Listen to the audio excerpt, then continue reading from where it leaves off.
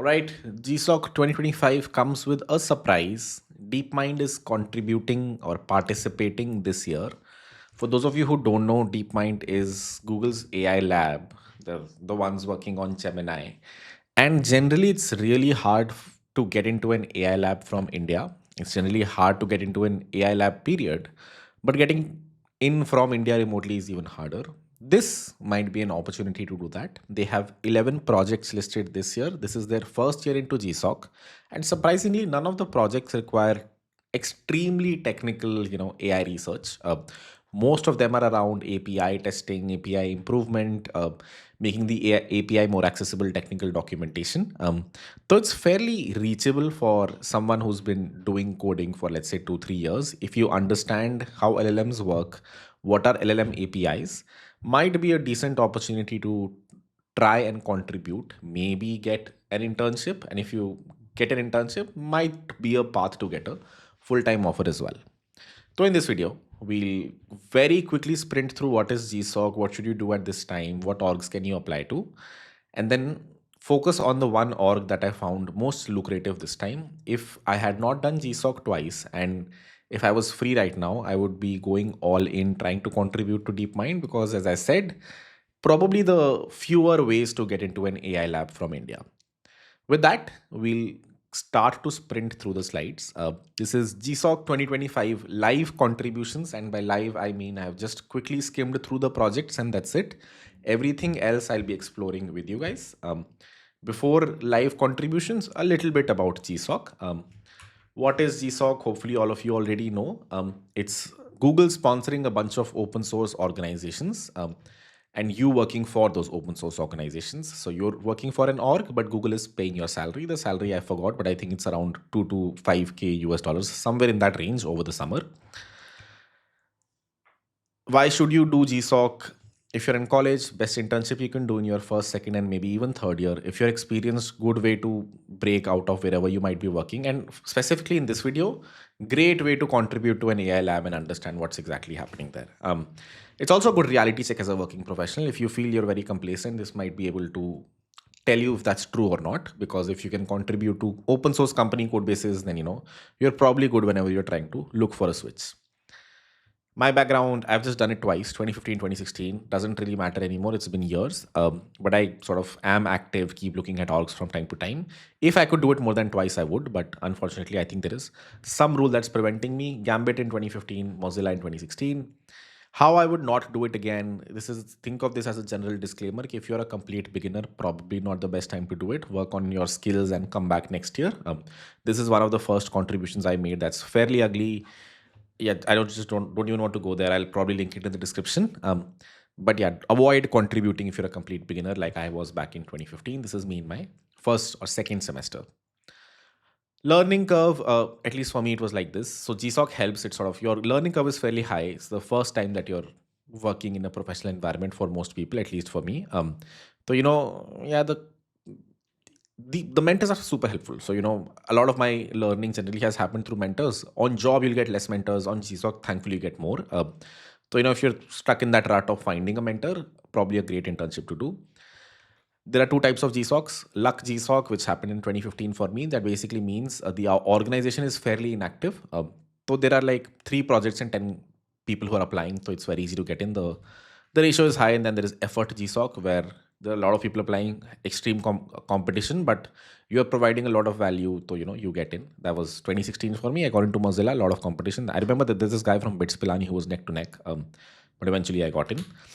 Timeline doesn't really matter. The timeline, we are over here in March, and usually March is fairly late for most organizations, but not the one that we're applying to today because it's their first year. So no one knew DeepMind was coming. No one was actively contributing to it, thinking or hoping for a GSoC, and hence it wouldn't matter for this org. Generally, also a lot of people do get in at the end because everyone's very busy, including people who are looking at these projects. So after you apply is when they're going to be very active and look at who's working how much. So even if you start right now, you can get in, but of course the probability is lesser compared to if you started a few months ago.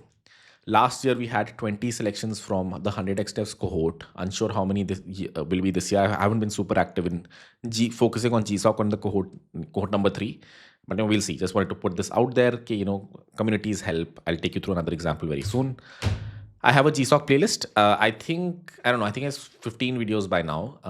Some of them are contributing to a project. So if there's a specific project you're looking for, I've contributed to Async API. I've contributed to Jitsi that's coming this year. Both of them are coming this year.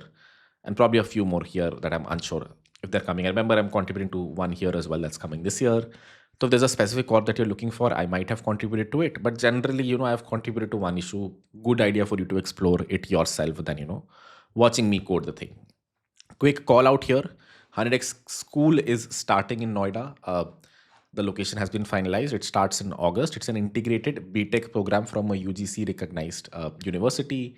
And the reason I wanted to put this out in this video is because I remember when I graduated in 2018 from Roorkee, IIT Roorkee was top of the charts in terms of the number of GSoC selections. So it was the effort of a few years of a few seniors that finally led to it.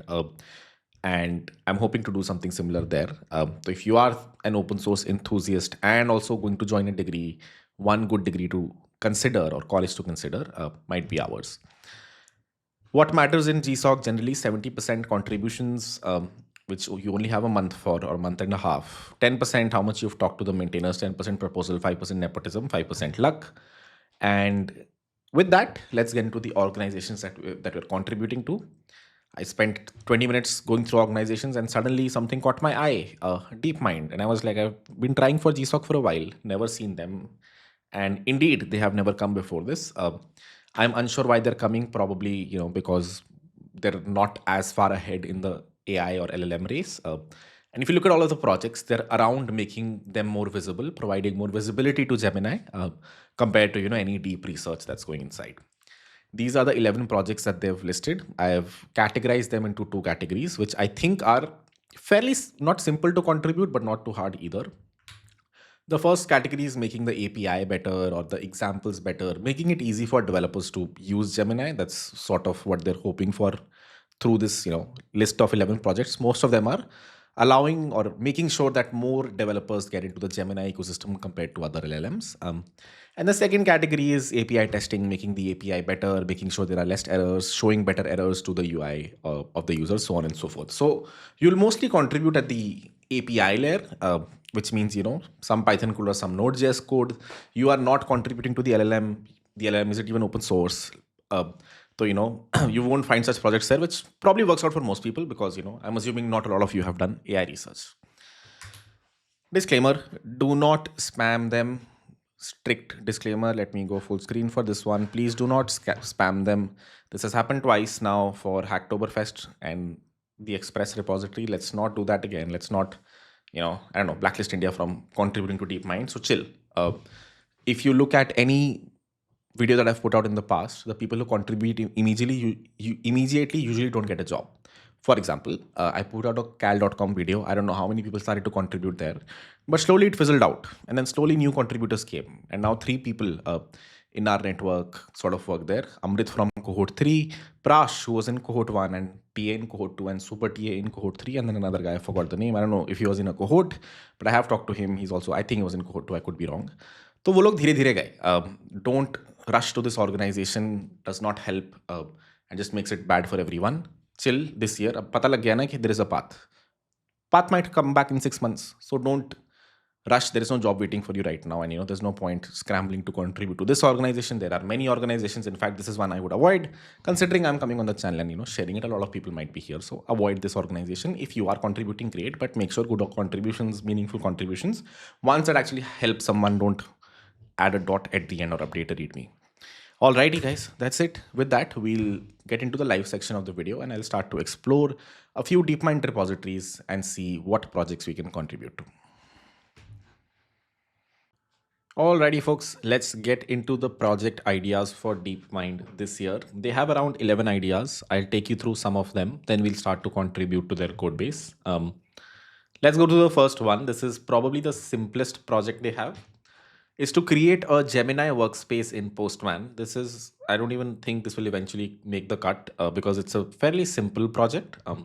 It involves creating a Postman collection, interacting with Google Gemini APIs. Now, Google has limited set of APIs, maybe 20, 30 for Gemini. And creating a workspace is pretty simple. If you want to do this, just hash it out before GSoC actually starts, because that'll be good proof of work to show, okay, you've built this whole GSoC project in probably a week. It shouldn't take more than that. I've quickly hashed out how to do this. Go to Postman, create a new workspace, select some sort of a template if you want, or we can start from scratch. Let's name it Gemini API. And here you can add a bunch of what are called Postman collections. Basically, Gemini will have a bunch of requests. For example, how do you create a collection? Let's call this one message APIs. And then let's create another one called real-time API. Then let's create another one called batch API, so on and so forth. And you can add a bunch of standardly available APIs in here. For example, for their messaging API, you can add a new request. Add a request. Let's make it a post request to.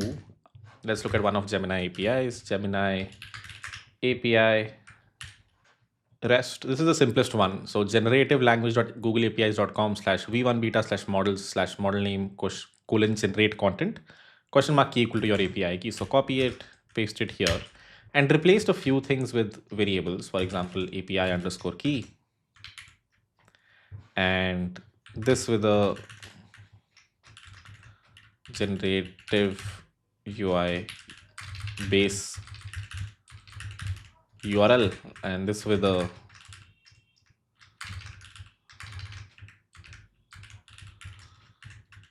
API version, and add default values in here. So give this variable this value, generative languages.googleapis.com. That's the base URL that you're interacting with. Give this variable the version name, which is v1 beta for now,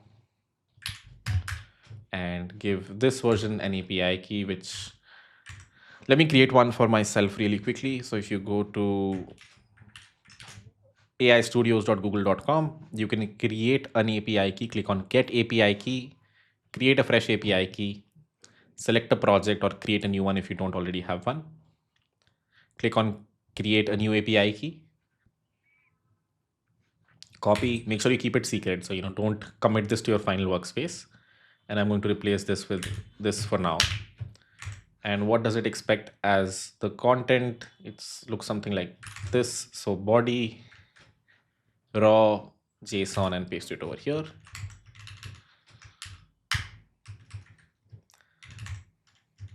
Cool, that should do it. Let's try it out. Send.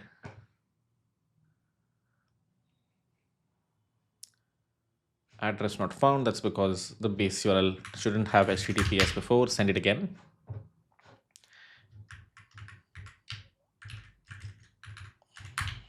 Do you not need dollars? Yeah, you don't need dollars.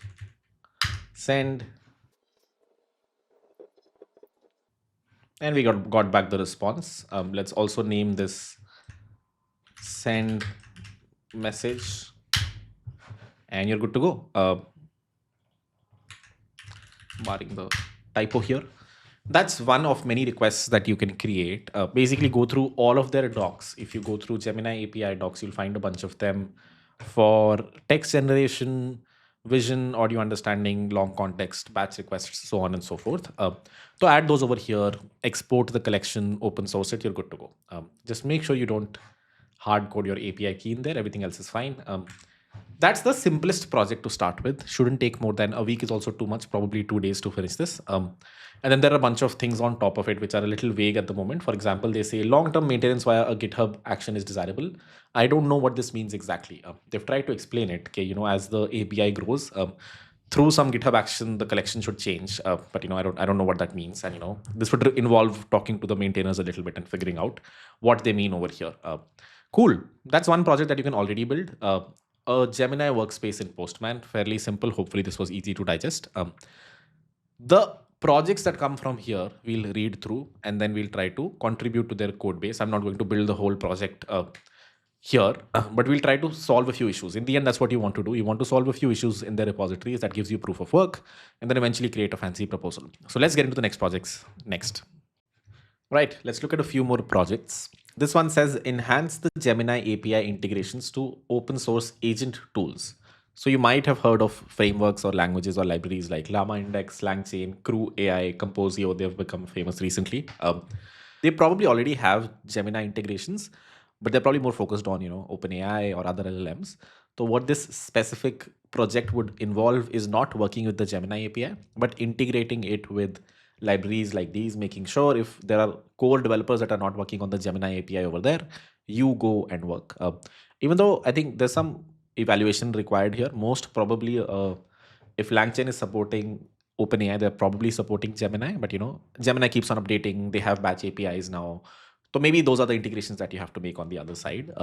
So if you're generally interested in libraries or LLM libraries, want to learn about them, agent libraries, great project to pick. If you pick, there's a path to getting hired either at these companies or, Gemini itself. Key tasks: analyze the existing integrations in each target tool and identify target tools basically means these. And identify the areas where Gemini support is lacking and could be improved. Again, up in the air, they might have full integration. Implement missing features, improved existing features, documentation updates, community engagement, and coding examples. This is a common theme you'll see across coding examples. They do have a bunch of demos, examples, Jupyter notebooks. But you can always improve that ecosystem. You can always port them to other languages, which is again I think one of the projects over here. So that's the second one.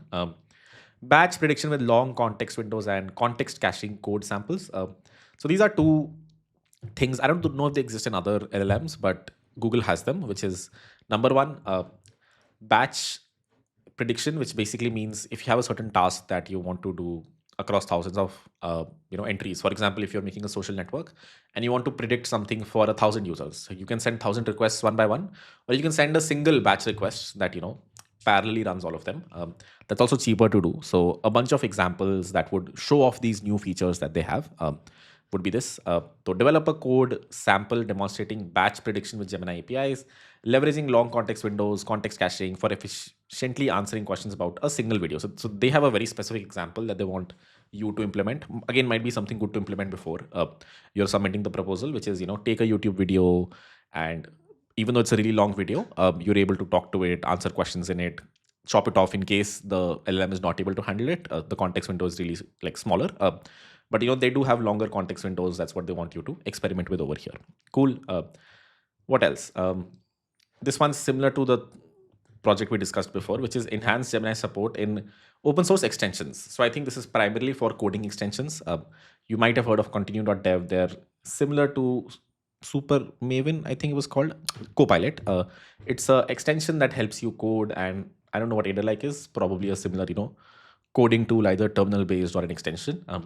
To improve Gemini integrations over there, again, this is up in the air. They might have Gemini integration, they might not. So again, you'll be working with the folks at Continue Dev, which is open source, or this other library, which I'm assuming is also open source. And directly integrating Gemini over there. In case they don't have support, in case they do, then you'll find gaps and try to make it better. Cool. Open source Gemini examples. So they're all following a similar theme. Okay, there are existing tutorials and content to support upgrade the existing tutorials and contents to support the new unified Gemini SDKs for JavaScript and TypeScript. Yeah, so they had a different SDK, at least in Python before. Now they have something called the unified API, by which I mean, or the unified SDK. All of the APIs that you want to interact with, you can with a single JavaScript SDK or a single Python SDK. So adding a bunch of examples to their cookbook. Cookbooks are usually, a standard example repository that developers look at to understand how their API works. So migrate existing Python examples in the Gemini cookbook to JavaScript and TypeScript. This is actually a pretty involved project because they have a lot of Python examples, mostly Jupyter notebooks, and there's no easy way to do something similar in TypeScript or JavaScript. It's harder or, much more counterintuitive to add JavaScript to a Jupyter notebook. So most probably when you're porting these examples, let me show you one of the examples. Python SDK, Google Gemini. Open this. Google/generative AI notebook, and that's not it. Where do they have the examples? Probably not here. Gemini cookbook examples. You'll find a bunch of Jupyter notebooks here in Python, all of them specifying a specific use case, which are great for developers to look at and understand, how this specific API works. Porting over all of these to JavaScript, which again is a little up in the air how you do this, because this isn't standard Python code. This is a Jupyter notebook, which is not just Python code. It has, text blocks, a bunch of other things. Let's wait for this one to open up. Here is a text block, another text block. Here is some Python code that you can run line by line. Just Google what Jupyter notebooks are. How do you port them to JavaScript is, an experimental question at the moment. But if you do get selected in this project, that's what you will be spending your time on. Cool. Under the hood, all of these examples, demos, what they want you to work, or even if you're integrating them with different tools, you'll be working with one of two APIs. You're either working with this Python API, so that's at Google Gemini / generative AI Python, or the JavaScript API, which I think is at Google Gemini / generative AI JS. So these are the two big projects you need to contribute to. And if you have, I would assume 5-6 issues solved in either, good ones, then there's a path to show proof of work. And because these projects are very simple, I think anyone can do the projects. It's more about how well communicative you are with the maintainers. If you like writing a lot of examples, code, migrating into libraries, looking at open source code bases of extensions, AI libraries, and integrating the Google API over there, in the end you'll be working a lot with these two. So if you have examples or proof of work here, either in generative AI JS or in generative AI Python, I think then the project is fairly simple. And anyone who's made 6-7 contributions here can contribute to the final set of projects that they have. Okay. So in the next section, let's go through both of these libraries. Let's try to find a few issues and let's try to solve them. All right, let's go through generative AI JS. Let's open the issues and try to see if there's one that we can fix. I've opened the top 15 issues. Support Google AI file manager.upload file in a serverless environment.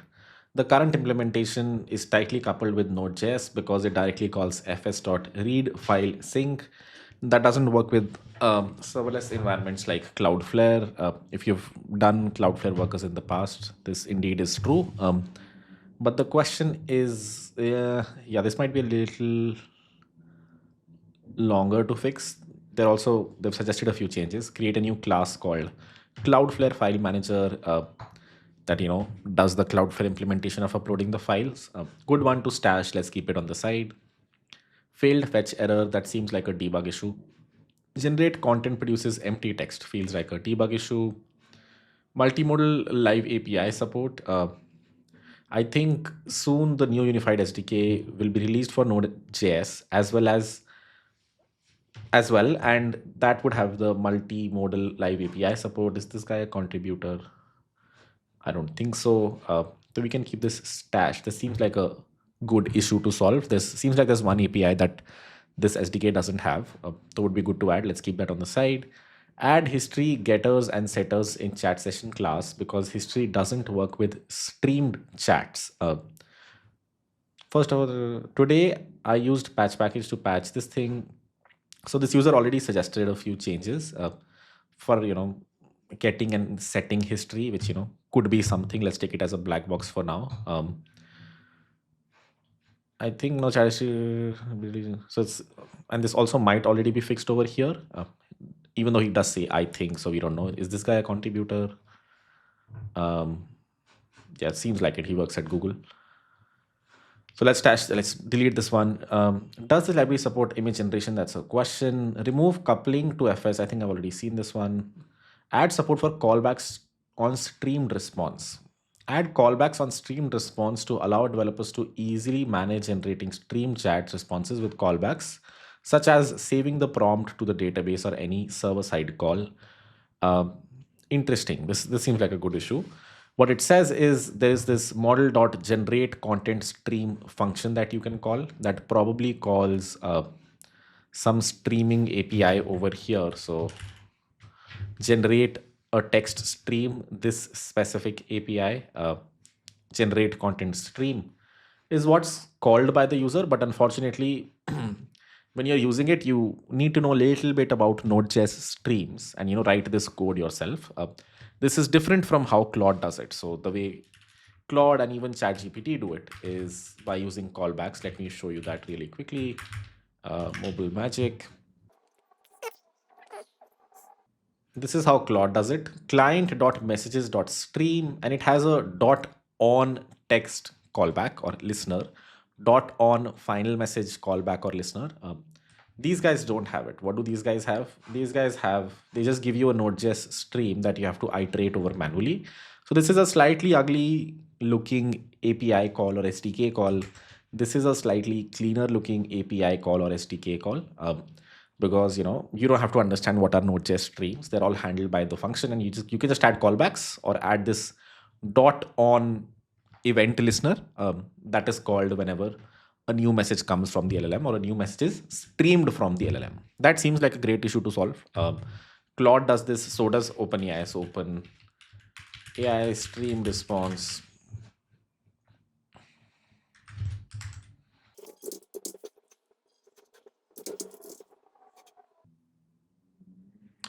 Oh, seems like OpenAI doesn't do that. It does something similar to what Gemini does, which is you do get back a simple Node.js stream and you have to iterate over it one by one. I could have sworn I've seen a version of this where you don't have to do this manually. Let's see, have the maintainers said, is this a good issue to solve or not? We shouldn't be solving this if the maintainers haven't approved it.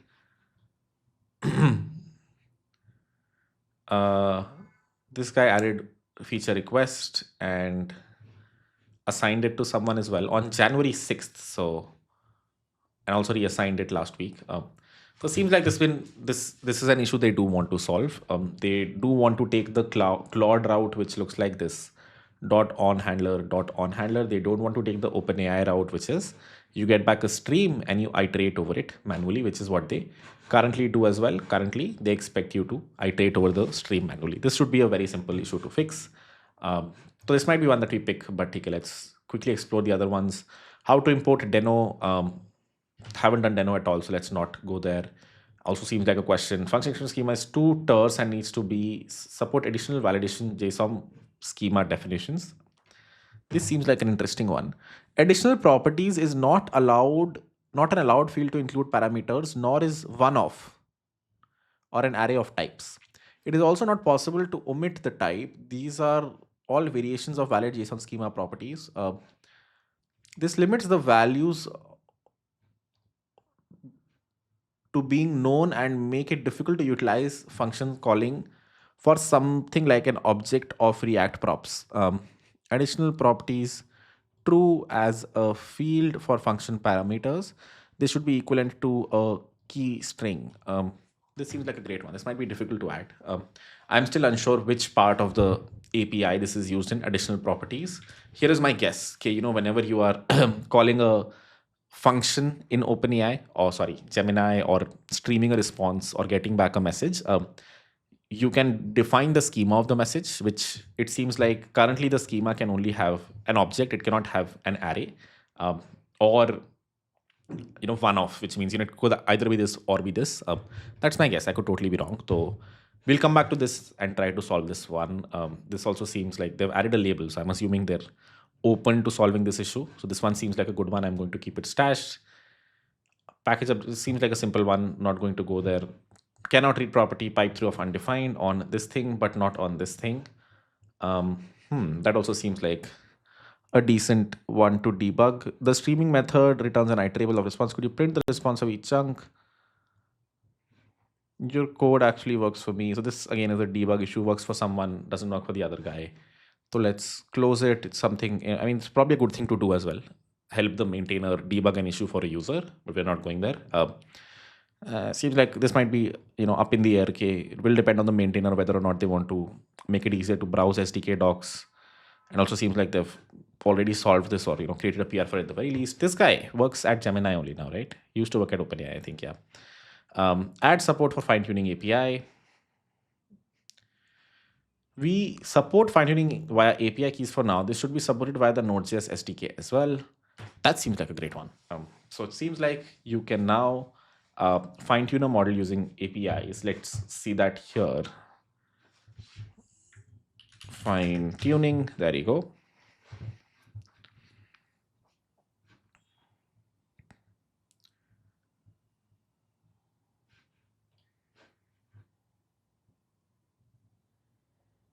Beautiful. They have Python and REST support for fine tuning. They don't yet have JavaScript support for fine tuning.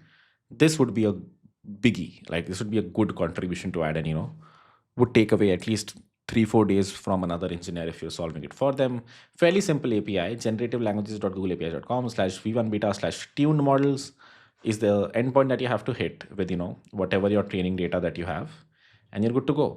We might solve this one. So let's keep this stashed as well. And that's it. I have finalized 5 issues in the end. I think 4 or 5. Let's see. Adding this one also we can close. This one we can close. Add support for callbacks is one. Let's close this one. Function declaration schema is too terse, and add support for fine-tuning API. All 3 are good issues. When was this added? This was added in November, and this isn't yet fixed. Fine-tuning has been there for a while. They have a REST API, they have a Python API. JavaScript, as always, is ignored because most people don't use the JS SDK as much. So cool. I think all 3 should be easy to add. Let's start from the simplest one here. Let's start with the first issue. Add support for callbacks on streamed responses. The only problem here is we should probably, someone has suggested something like this. I'm unsure if we should follow their schema, if the maintainers have their own schema, if we should follow the Claude schema. That's the only thing I'm worried about. I'll still create the PR, assuming this is right, assuming these are the 3 callbacks that the user might want to add. But personally, if this code block wasn't there, I would have followed what Claude follows and created an SDK similar to that, so that if someone wants to move from Claude to Gemini, the SDK is fairly similar. They're familiar with what's happening. Okay, let's get into solving this first issue next. All right, let's start by cloning the code base. Let's open it in Cursor. Now let's go through the README of how to set this up locally. Contributing guidelines.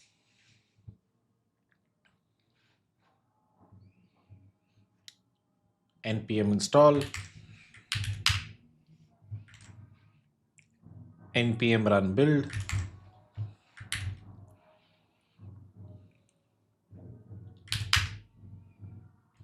Build failed because cannot find module this thing. npm has a bug related to optional dependencies. Run npm install again after removing package lock and node modules registry. So rm-r node modules, rm package-lock, npm install.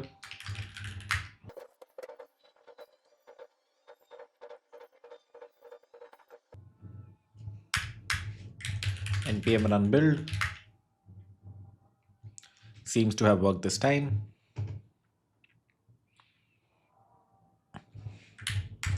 Next step, npm run test to run all the tests.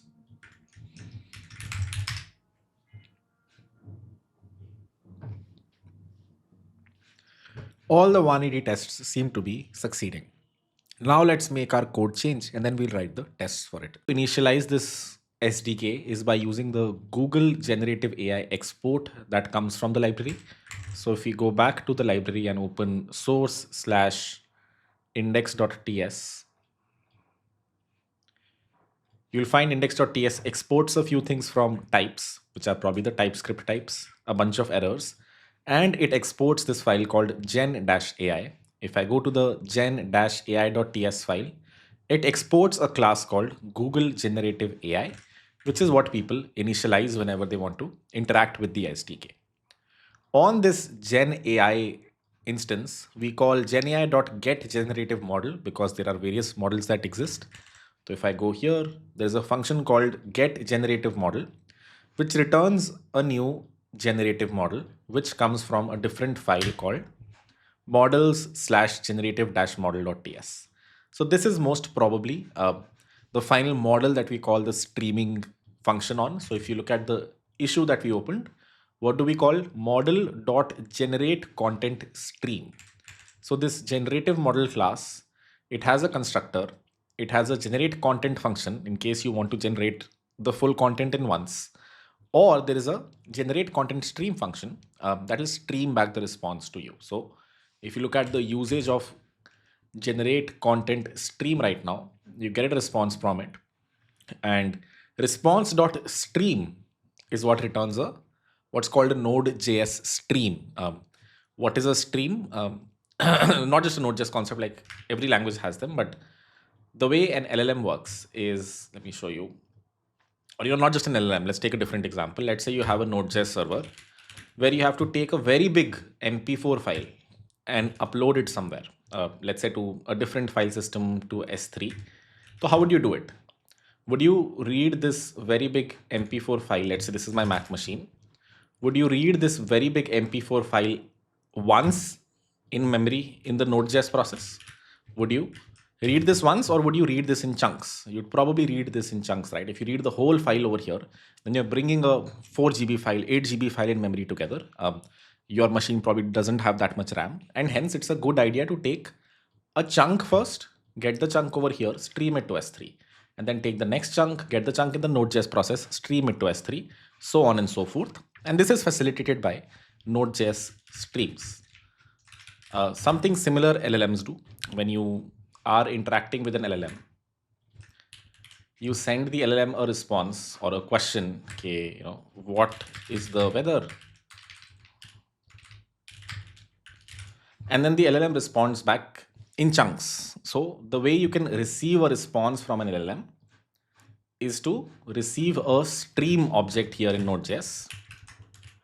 And on the stream, you are slowly getting chunks of data. Okay, the weather in India is 25 degrees Celsius, so on and so forth. So that's why Node.js streams are a good use case for streaming back response from an LLM over to our Node.js process. Only if you're calling generate content stream. If you're getting the whole content together, then it's a different question. You can get the full response from the LLM after 2 minutes, let's say.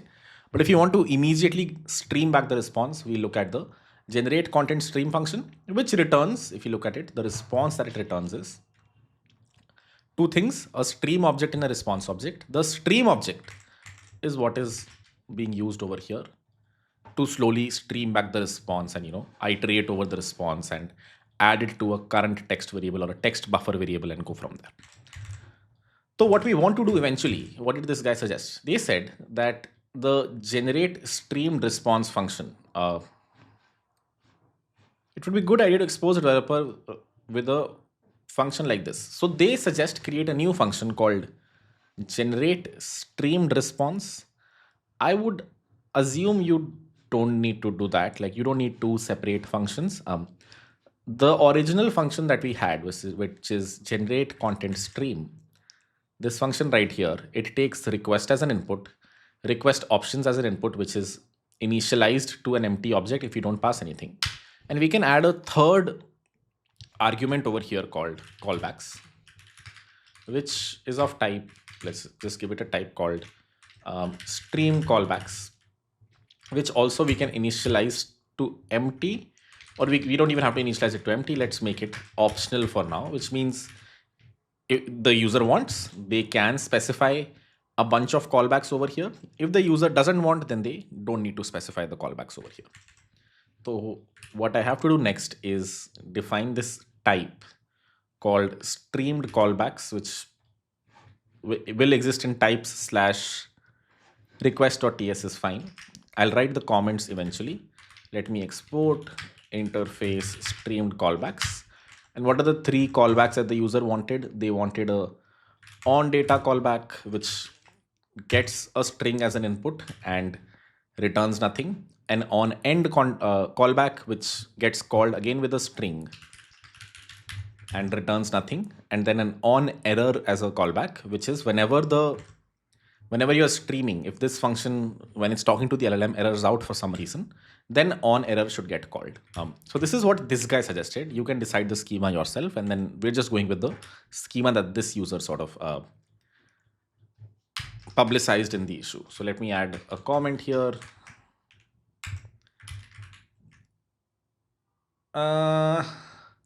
Does this need to be public? Probably not, but let's keep it public. Callbacks for the streaming response, that is fine. So this stream callbacks type we have added, I'm going to import it over here. And now we allow the user to pass in a third optional argument. Let me import it. We allow the user to pass in a third argument, which const formatted parameters equal to this, const generated mod of request options equal to this. We finally call generate content stream. We call a different function called generate content stream, which exists in methods / generate content. This is where we make a model request, or probably construct a fetch request, construct model request, which probably, under the hood returns a URL, fetch options, so on and so forth, and await make model request. Does it actually send the request? Yeah, it does. It calls make request, which calls fetch. So this specific, starting from the top, generate content stream function takes callbacks as the input. It calls generate callback streams. We most probably need to pass callbacks over here also, because generate content stream is what first sends a request to Gemini, and let me add callbacks over here, and calls the process stream function, where we have also added callbacks as an input. Let me import this as well. Have I imported it here? No, let me import it here as well. And यहाँ पे, if you look at it, जो भी fetch request का response आया था, whatever response the fetch request gave us back, we convert that into a stream. We convert that into, what do we do? Request.body.pipe_through, which means whatever response we got back, I'm going to send it through a new stream. And that is the stream that we get over here. All right, things get a little tricky from here. So let's not go into the get response stream function. If you want, you can. I tried to explain this for 30 minutes and then I was like, let me not try to explain it. Think of it like another transformed stream. This is the original input stream where the response is coming, and then we're transforming it into a different format, this specific format, by calling the get response stream function.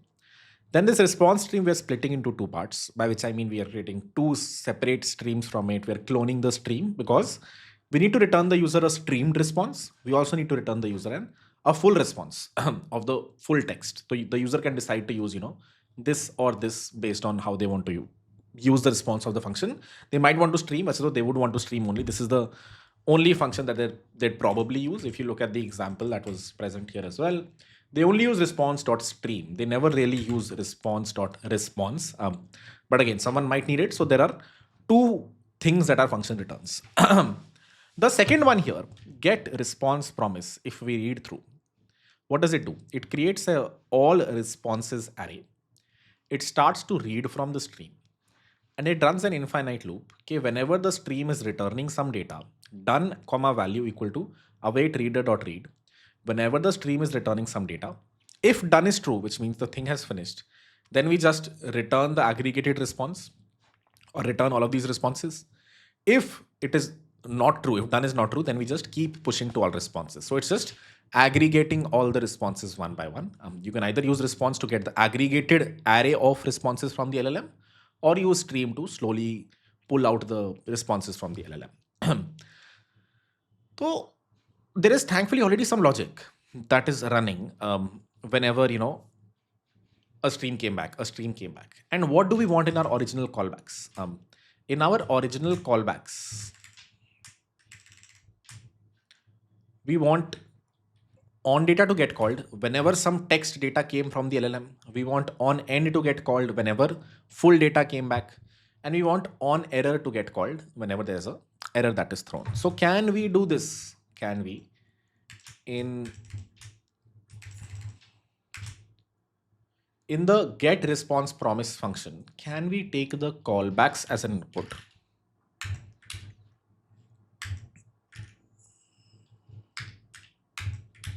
And can we, there you go, call on data with the value? We'll see what the type is, what type of data we should return back. Can we call on data with the value over here whenever we're getting incremental data? That is what this function is anyways processing. This function is anyways aggregating the data. तो अगर इसके पास थोड़ा सा data आ गया है, Can we just call the user callback so the user can do whatever they want on their callback function? Can we also over here call on end whenever we know कि सब कुछ हो गया है, the final response has been returned? Can we just call on end with the final net response? Probably can. So we don't have to we could have created a third stream as well and started an iterator on the third stream. But what's even easier is, there already exists a function that's aggregating the responses. Why not call the callbacks over here and over here? The only problem is we need to figure out the return type of the callbacks, because if you look over here, the user sort of expects chunk to be here, which I'm assuming is a string. And that's not what we're returning over here. This is, I think, value.text might be a string. Actually, it isn't. What is value? Generate content response, which is this thing right here. Candidates, prompt feedback, and usage metadata. So it returns a few things. Now we'll have to dive deeper into what this guy is doing. Value comma done is this thing. Yield add helpers of value. So what does add helpers do? Add convenience helper methods to a response object, including stream chunks, as long as each chunk is a complete generate content response. So this function, the add helpers function, is what enriches the response from the stream. So let me go back to stream reader. Rather than returning value, I definitely want to call add helpers of value. And this also returns something else. It returns enhance generate content response, which has a function called text. It has another function called function call, another function called function calls. This is depreciated. Returns the function calls found in any parts of the first candidate of the response if available. Throws if prompt or candidate was blocked. All right. Yeah, the question now really is, okay, what should this chunk contain? Should this be text? Most probably not. The user probably expects there to be a complex object, and same is true for, unsure about this guy. Honestly, this we'll have to see. What do we return over here? This for sure. On data, I think, I don't know. What does Claude do? Let's just go there. When we look at Claude API, mobile magic, apps, in Claude, when we get back data, yeah, we do get back. It has cleaner callbacks like on text and on final message. So I would assume then, okay, the user just needs the text and not the whole thing. So what we can do is, here we can say add helpers dot text, which would for sure be string. And here we can simply say aggregate responses, all responses dot reduce. Yeah, perfect. So what does this do? It iterates over all the responses and converts them into, appends them together basically to create a final string. So if you understand reduce, this is simple. If you don't understand reduce, this will be a little hard to digest. But long story short, we have all the responses over here. We're slowly appending on top of those responses, so that by the end, we return a very big text block to the user, which is the full LLM response. How are we doing that? You can create a for loop. If this feels hard, then just do whatever. Let text buffer equal to empty string, and then in the while loop, just do a text buffer dot append or whatever, push or plus equal to this. You can also do this. If the reduce statement here feels very hard to digest, you can simply do this and then finally pass the text buffer over here. What I have done is slightly, it's just the better way to write JavaScript is by using the reduce function. Cool. So I think it's done. The only thing that's not done is the on error callback. So does reader dot read ever stream? So reader dot read does return a promise, and if this fails, if this fails, we want to throw an error. But at the same time, we want to call the on error callback as well. There is a third callback here called on error. And if the reader or dot read ever fails, so I can put this inside a try catch or the whole thing inside a try catch.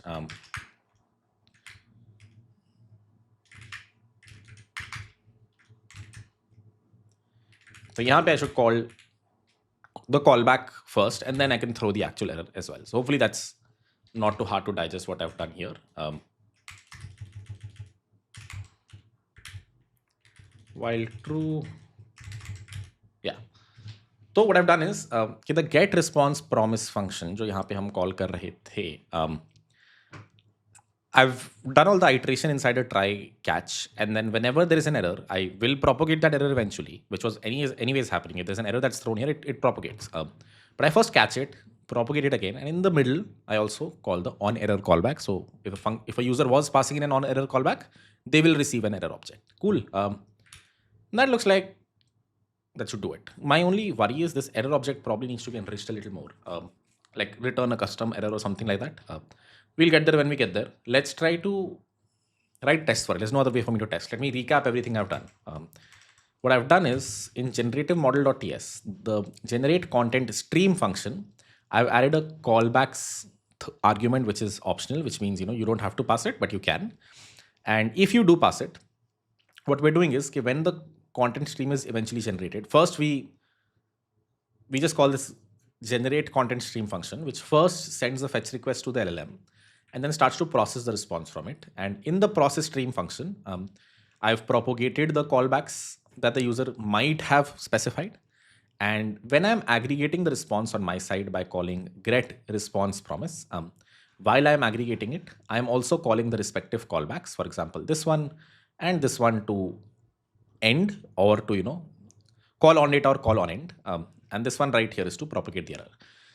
Now, one not the best thing that I see over here is this probably should be a third stream. I think I could be wrong, but I think there should be a third stream that we generate over here, where we were splitting the stream. This and that should be an independent function that's calling the callbacks. This works because we're able to reuse the logic that we've already written. We're already reading, but I think a more cleaner approach might be to create a third stream over here and do all the callback logic in a separate function. We'll see. Let's write the tests. So stream reader does have a test file. I'm just trying to think, where should we write the test? Should we write model generator test? Should we write stream generator? I guess both the places. So stream reader.test.ts. Let's look at the test suite. After each throw error, describe process stream. So which function are we testing? Get response promise, which doesn't even have tests right now. Okie dokie. Does process stream have tests? Process stream has tests. So we can just test process streams a little bit more. What I'll do is amongst the many tests that exist, oopsie daisy. Fake response is this thing. Result equal to process stream, this thing. Aggregated response, yeah. So copy this test. This looks like a decent test. And add it at the bottom. It callbacks chunk callbacks were called. Read a file, process the stream, and pass it on data callback.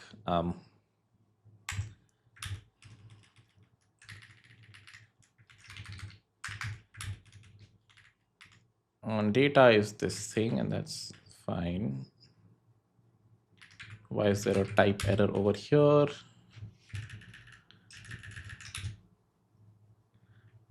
Argument of type on data, what is not assignable of type stream callbacks? Why? Oh, you need all three. Yeah, these should also be optional. So if I go back to the types.ts,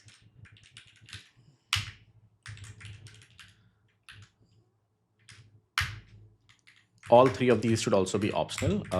User might want to specify one and not the others. So let me do that. All right. Now, for await this thing, yeah, I think that's fine. You don't need, but you probably should await this. So Yeah, there's a small problem here. On data is a callback. This should work. My worry is that the test suite might exit early. It might not understand कि on data का expector भी आना है. So we should somehow promisify this and make sure only when all the responses have come do we actually exit the test. So that can happen like this. I can take done as an input here, and only when on end is called should I call done, because I want this to be processed. I want this expect statement to keep running again and again. All right. So what does it say? Expect data dot equal this thing. So let's see how they've tested this file before. Expect ID responder text or to throw safety. So this is streaming failure prompt. So this is a different thing. This is the one that fails. We probably need a better one, a one that succeeds. Yeah, streaming success citations dot text, or maybe one where we can individually test the chunks. Let's see, streaming success reply basic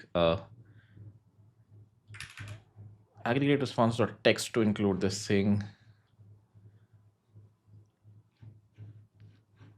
Response dot text not to be empty. Yeah, we can just do this much also, but I would have ideally wanted to test the whole thing. So let's start here and then we can expect data to not be empty. Let's do the first test and then go from there. npm run test. Do I need to build first? I probably need to build first. We'll see.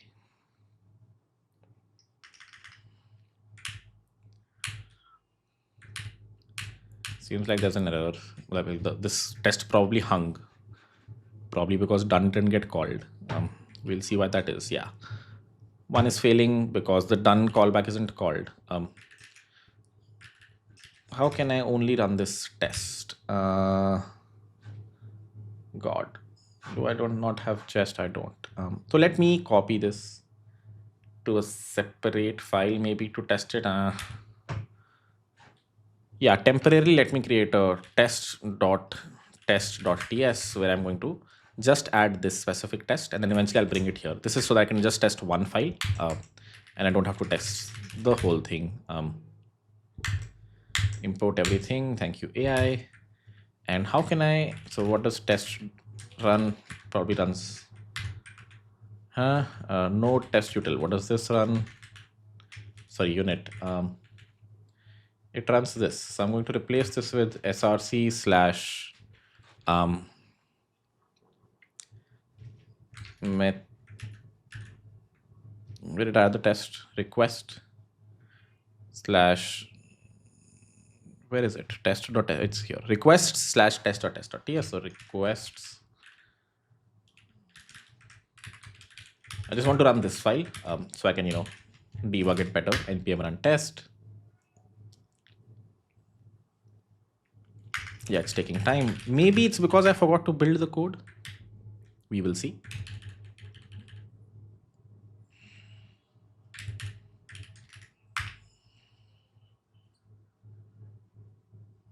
It's not that. So great. We have one test running, but it's not working. So let's try to debug it. Let's go to test.test.ts. Let's see the function that we're calling, which is this one right here. And we will do some log debugging as always. So let me put a log here. Console.log, value received. Let's try that. And let's also log done.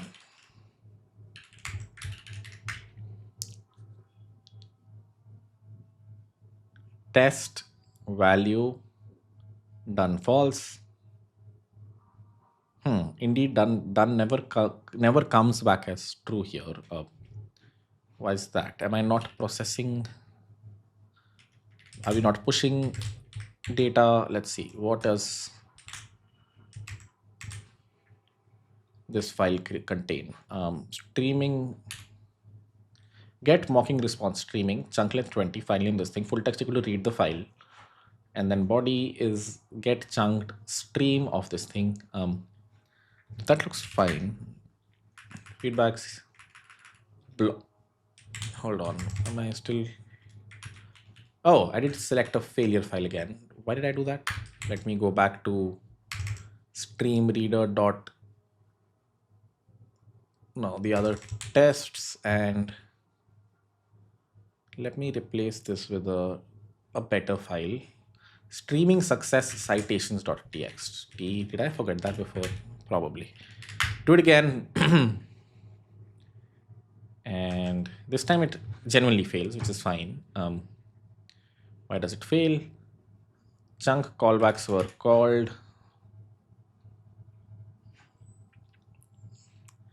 Done invoked with a non-error one definition. Hold. Oh, okay, okay, okay. And done needs to be called with, no arguments, otherwise it will feel like it failed. Cool, that succeeded. So one quick thing that I saw was stream reader. Do I need to use the value here? Yeah, we do push the value here.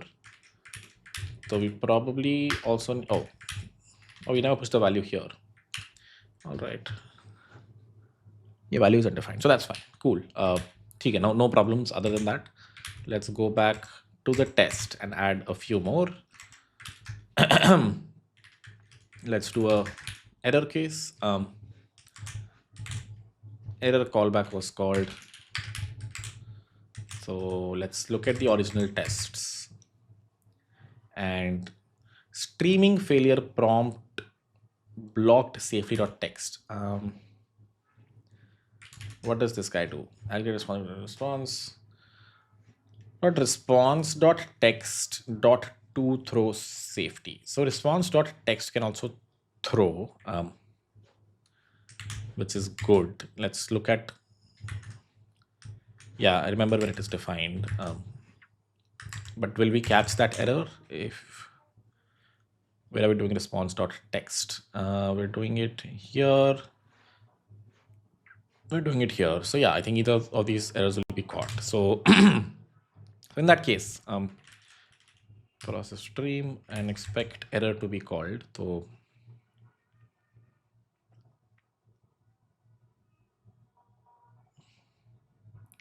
let's go back to test.test.ts. Let's change the file here to an errorless response, and process stream on data on end on error. So we want this function should be called, which let me define an on error function.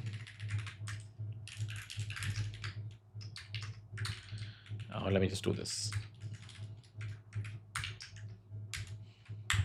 Expect error to be instance of. Let's start with to exist, and then we'll see. Actually, it might just be an instance of whatever Google generative error, because I think that's what this file throws. We will see. Yeah, if you ever run test. I did fail, did succeed, but the question really is, did on error get called?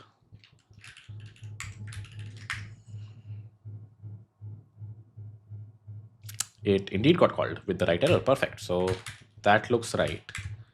On error is called. No, I need this. And what else? The full data. Yeah, let's do that as well. So have we ever checked that somewhere in the other tests? Fix this thing, candidates length, we2. So expect a bunch of things. We never really read the full file. Is there some place where we read the full file or assert the full file? Expect response.function call cats streaming success basic reply long.text. All right. So is there a short as well? Oh, there is a short response. There we go. So is there a test for the short one? There you go. It just texts not to be empty. We should change that. Or we just do this. I'll get response to include this thing. I wanted to test the whole thing, but this is fine as well. So let's go back. What's the file name? test.ts. Let's include this on end and on done, not on data. What is it? On done ही था ना? Oh, on end ही तो है, my bad. On end will get the data as the input, which will be a string. And here we need to assert. So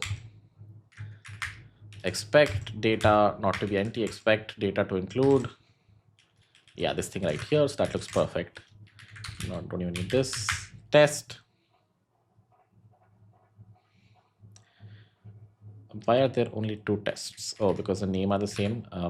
No, end callback was called, error callback was called, chunks were called. So there should be 3 tests. Third test is taking a long time. All right, what did we do?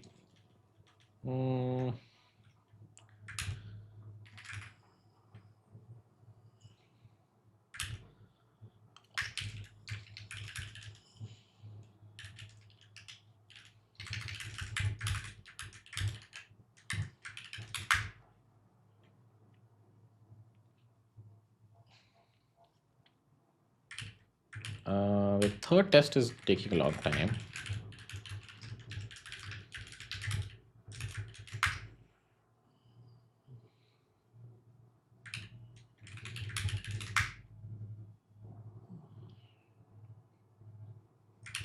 Test started does get called.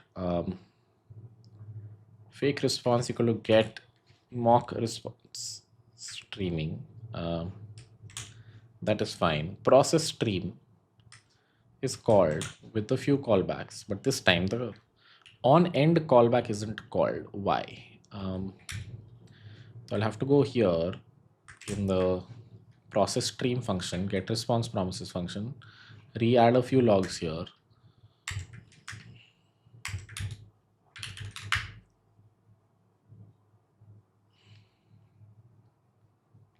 Test started, we get the first one, but that's the only one that we get. Why?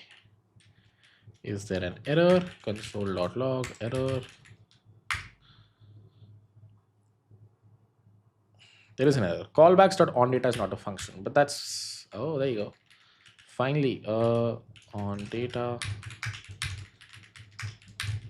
Yeah, tests have helped us find an error, which is how you test, guys. That's how you should always write tests. Like, you as a developer will always feel like everything is fine, and you know you write the best code, but you don't. When I made the fields optional a while back, I made where is the stream response? I made, sorry, stream callbacks. I made this and this optional, so I needed to add those optional chaining calls here as well that I just did, question mark dot. अगर ये नहीं डालूंगा तो if it might happen that on data exists but on end doesn't, so you know one of them will throw an error because the control would have reached here. This would have been undefined, and I did not have optional chaining over here. All right, 3 tests all succeeded. I should that tells you I should add more tests. I was about to stop at 2 tests, but as you can see, the third test helped us catch an error. So we'll keep going. Let's add a few more tests. If you go to test, stream reader test, there is a short, there is a long response, but which is, you know, I guess it's fine. We can test the long response as well. Aggregate response to include this and this. Yeah, that's fine. So let's do this whole test one more time with callbacks. That's the file.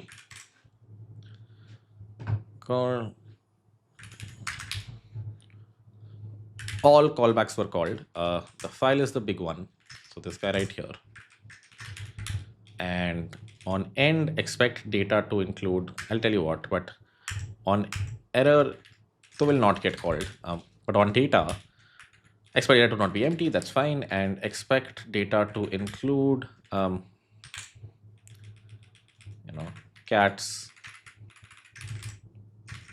And to also include this thing right here to their owners. And let's try that.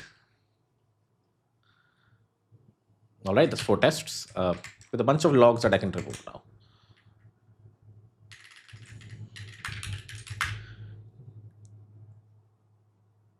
That looks good. So now I can take these 4 tests, copy them, and probably can have them as a separate describe block, I think, because they're all testing callbacks. So let me delete. Before that, let me go to streamreader.test.ts and add this. So should we add this to describe process stream? We can add another describe block inside process stream called callbacks and do that. That's probably the way to go. So describe process stream. Let's add another describe block here called, callbacks. Let me keep going. Yeah. Call this callbacks and, put everything inside. So we have a describe process stream, describe callbacks. And uske baad we have, whatever we're doing. And now I can delete test.test.ts. Let's run all the tests. And let's revert package.json.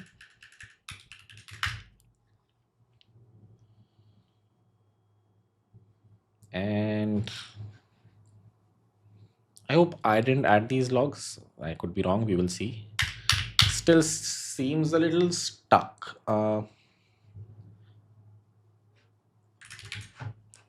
Chunk callbacks were called. Why are there 2 functions? Oh, this one. The first one I can delete now. The one that I added originally here. Try it again. And this time, all 195 tests have passed. I think at 185, 184 tests have passed. Alrighty.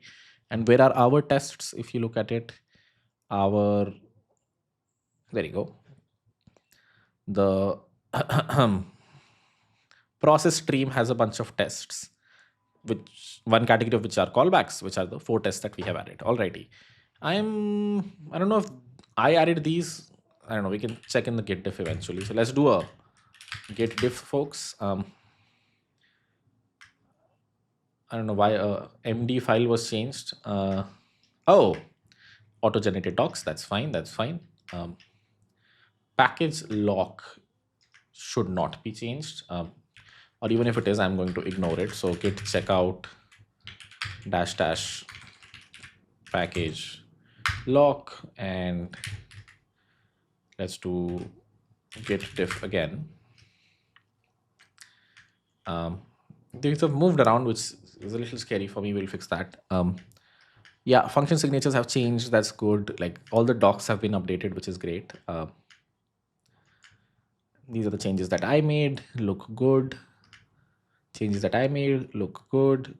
Describe callbacks, like the tests. And yeah, process stream now takes a optional argument. Put this inside the try, catch, and throw. Yeah, that looks fine. And stream callbacks as the type. So can I do a git add dot then? What? Yeah, that looks right. Git commit -m. Git checkout -p /. Is there a branch etiquette here? I would assume not. Nope. So I'm just going to say fix. What's the issue number here? The issue number is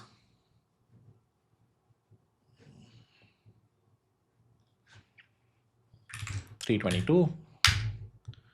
Git commit -m adds stream callbacks as an optional argument.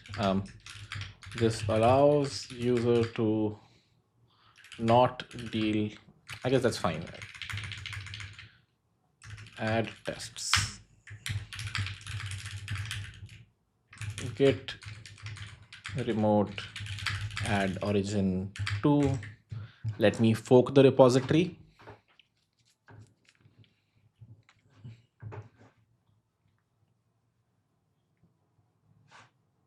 Let me change the origin locally.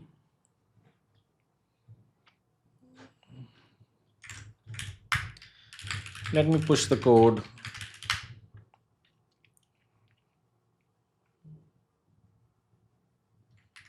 Origin to.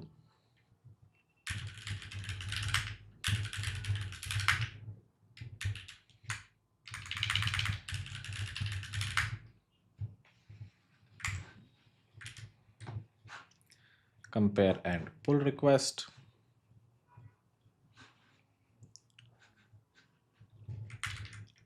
Fixes, what was the issue number? I think it's right here somewhere. 322. Yeah. Okay, what does PR etiquette look like here? Simple, nothing too complicated. That seems fine. So added stream callbacks as an optional argument to, what was the function name? Generate content stream.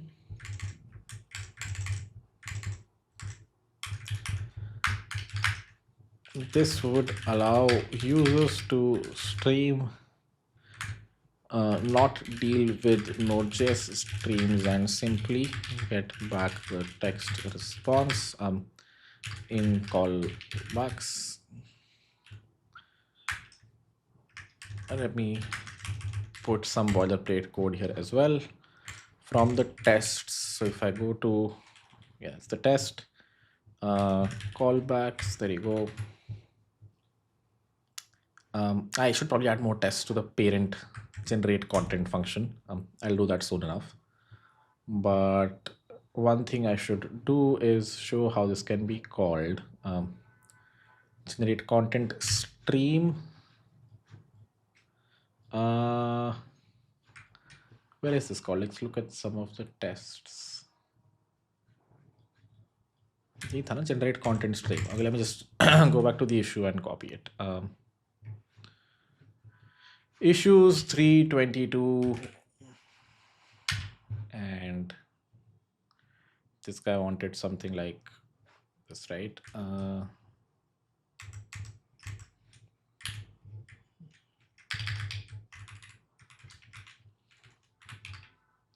Generate content stream. What does it look like though?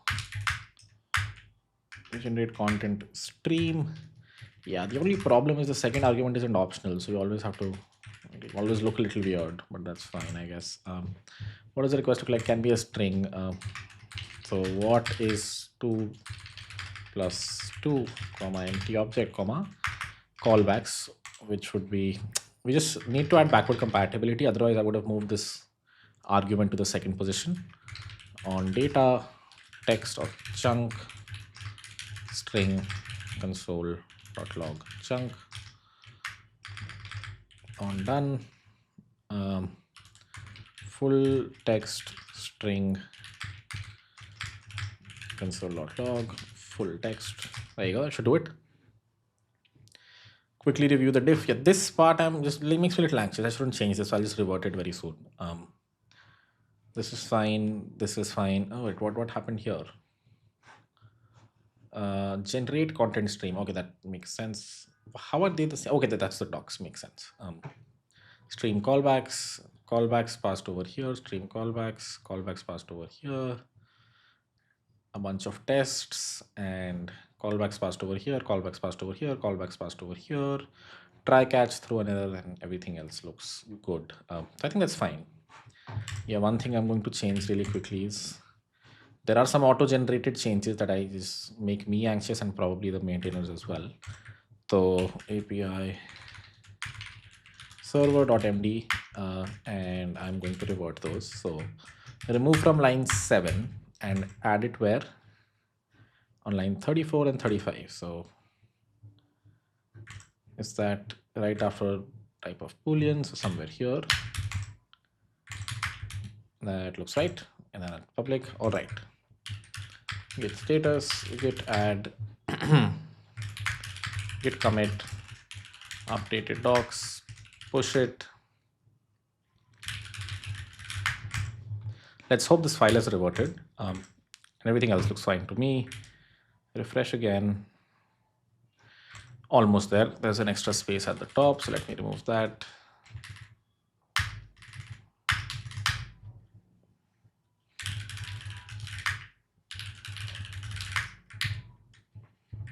Refresh. That should do it. Alrighty. There we go, guys. That's how I would solve this issue. One big call out here is I am unsure if this would be, digestible / acceptable, considering there is already a get response promise function that we're reusing here and passing in the callbacks. There might be an alternate approach of splitting and creating another stream here and processing it independently. So that might be another approach we might have to go to, but I think I'll leave it as is for now and see how the maintainers response, and we go from there. Cool. Hopefully you learned something from it. I'll probably live stream the rest of the issues. I do want to solve more here. So, I might do a live stream contributing somewhere to Gemini next. If you remember, in the middle of the video, I found a few other issues that I'm just excited to contribute to. So with that, I'll leave a link in the description to Google Summer of Code this year, the issue that I have solved, a bunch of other issues that you can solve, project links, and a bunch of orgs that you can contribute to. In case you're thinking of contributing, all the best. There are many organizations, Gemini being or whatever, DeepMind being one of them. So I hope to see you in GSoC and, in our yearly podcast in case you're associated with the cohorts. With that, we'll end it. I'll see you guys in the next one. Bye-bye.